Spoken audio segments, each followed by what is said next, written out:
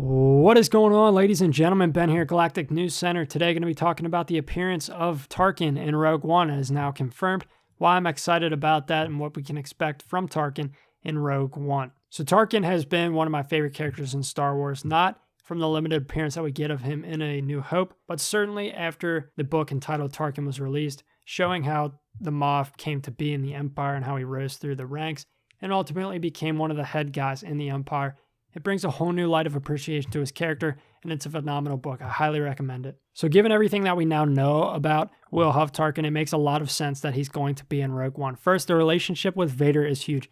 Throughout the book about Tarkin, we get to see the relationship between Vader and Tarkin really play out, and there's this constant struggle that neither of them know who's officially higher in rank than the other. So Tarkin is the only one that we really get to see show authority over Vader, of course not including the Emperor, who's his master.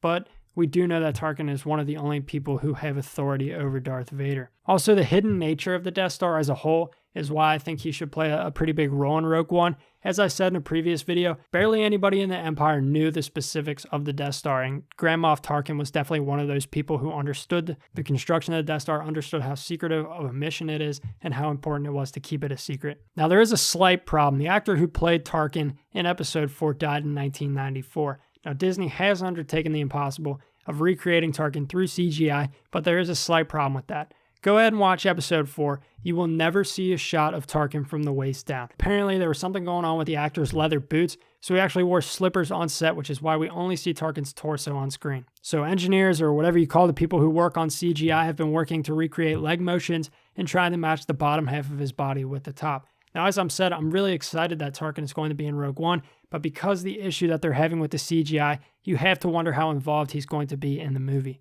Now, it's been said through tidbits about Rogue One that Tarkin was very influential in the creation of Darth Vader, so somehow that will play into the movie. So I think the relationship between Tarkin and Vader is going to be the extent of his significance to Rogue One, because as we know from Episode 4, and now from the book Tarkin, the Moff was the only Imperial, excluding the Emperor, like I said before, that was almost on an equal level as Darth Vader.